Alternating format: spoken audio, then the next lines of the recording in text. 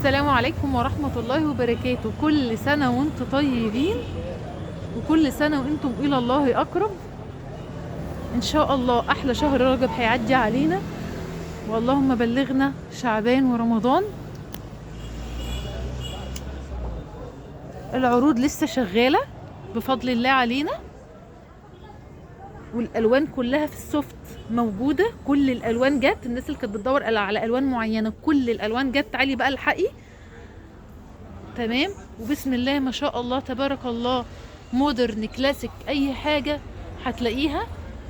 ايه الفرق ما بين الشغل بتاعنا الاسباني والشغل بتاع بره؟ ان اللمعة اللي حضرتك شايفاها دي في الشغل اللي مش مستورد، اللي مش اسباني، بعد ما تتغسل الغسلة الاولى اللمعة دي هتنطفي، وغير كده هيبقى فيه وبرة على الوش هتضايقك جدا جدا. لكن في الحاجات المستورده الالوان، الاحمر هيفضل زي ما هو احمر، مش هيبهت. الاسود هيفضل زي ما هو، السواد بتاعه مش هيبهت.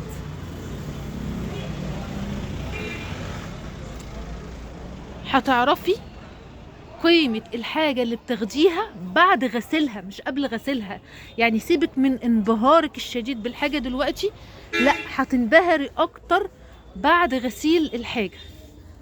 ده فرق المستورد من الشغل المصري. كل الشغل اللي انا بصوره لك ده هتلاقيه مالي المحلات، هتلاقيه مالي المحلات في المصري، نفس التفصيل، نفس المقاسات، نفس الاشكال، نفس الاشكال هتلاقيه ونفس المقاسات. بس المستورد مش هتحسيه غير بعد الغسيل. بجد تبالي بقول لاي واحده كده، بقول لها، هي بتقولي يعني الزبائن بيقولوا لي لا في اختلاف برضه يا ام جمانه، الالوان هناك باهته، لا هنا الالوان لا.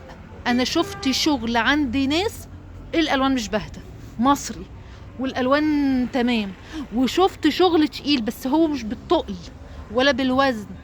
هو بعد، طب احنا عندنا البطانيه المورانو اللي كانت اغلى نوع بطاطين، كانت ايه؟ كانت اخف من الاصلان واخف من حاجات مصر كتير، لكن كانت ايه؟ كانت ضعف سعرها. ليه؟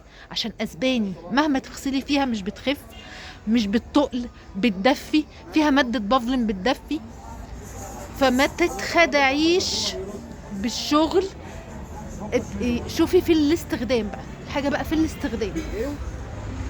تمام، في شحن لجميع المحافظات، شحن جميع المحافظات، كل الالوان والاشكال هتلاقيها، والمقاسات بفضل الله.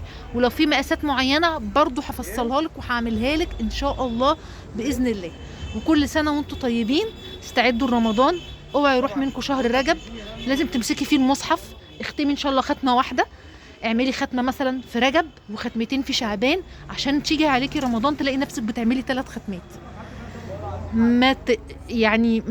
ما تنجرفيش ورا الامتحانات، ما تنجرفيش ورا تنظيف البيت، ما تنجرفيش ورا المشاكل اللي انت بتمر بيها. اوعي يعدي عليكي ال3 شهور دول الا لما تبقي سوبر مسلم.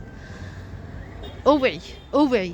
لو بتشتغلي وانت نازله الصبح رايحه شغلك، السباحه في المواصلات، خدي مصحفك معاكي في المواصلات، يبقى رايح جاي كده ذكر ذكر ذكر. اول ما تدخلي مطبخك ما تبطليش ذكر.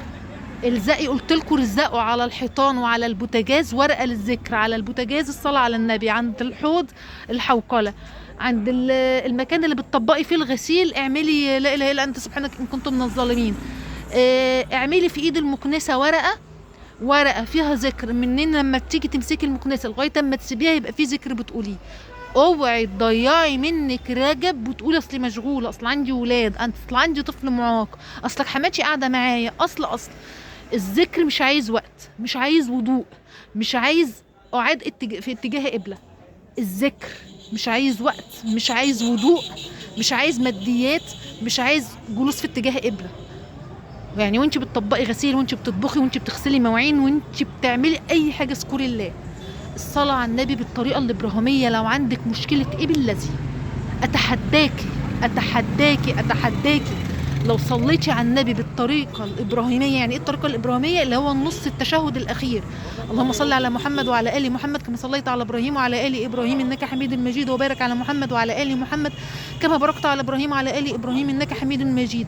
أتحداكي لو مسكتي كل يوم الصلاة على النبي وانت بتعملي كل شغل بيتك، وانت في مواصلاتك، وانت رايحة مشاويرك، وانت واقفة مستنية ابنك من الدرس، وانت رايحة تجيبي بنتك من الدرس، وانت واقفة مستنية بنتك تطلع من الامتحان، بنية مشكلة عندك أو دين أو خلفة أو أي حاجة مستعصية عندك وما تحلتش، أتحداكي تعالي قولي لي يا أم جمانة صليت على النبي بالطريقة الإبراهيمية من الشهر الفلاني لغاية الشهر العلاني وما تحلتش المشكلة الفلانية دي، أتحداكي.